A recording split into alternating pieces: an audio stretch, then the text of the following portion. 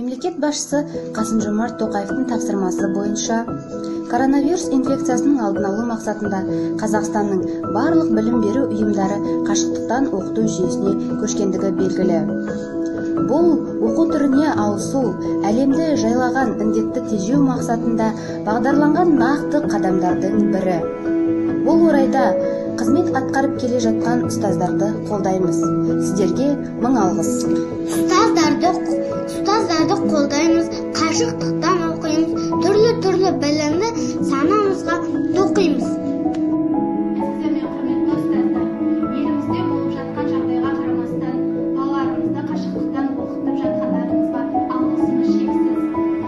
Балаларымыз бағдарламадан қалмай, күнделікті сіздердің жасап жіберіп жатқан видеороликтеріңізбен қызығушылықтары артып, сабағымызды оқып жатырмыз.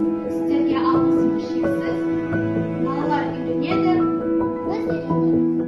Болып жатқан жағдайға байланысты бәріміз үйде отырдық.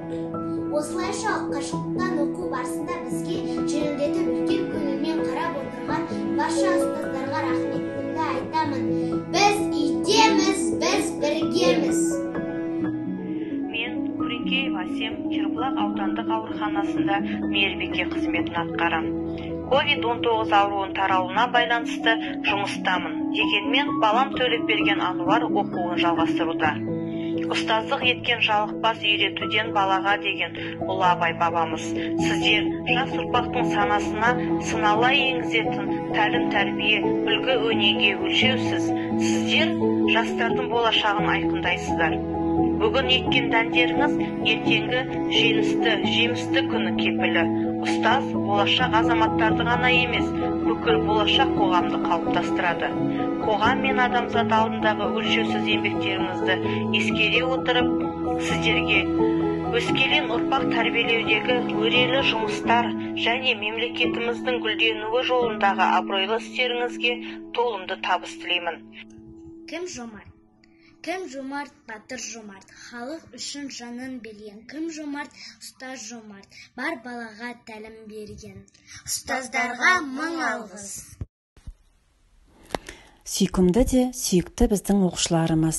Біздер ұстаздарға қашықтықтан сабақ беру және сіздерге қашықтықтан сабақ оқу қиындықтар туғызбайды деп ойлаймын. Бұның барлығы уақытша. Мемлекет тарапынан індеттің алдын алу мақсатында көптеген жұмыстар атқарылуда.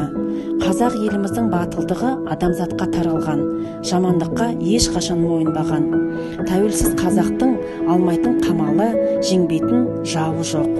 Бізге сіздердің амандықтарыңыз керек. Біз де сіздерді сағындық. Біз сіздермен біргеміз.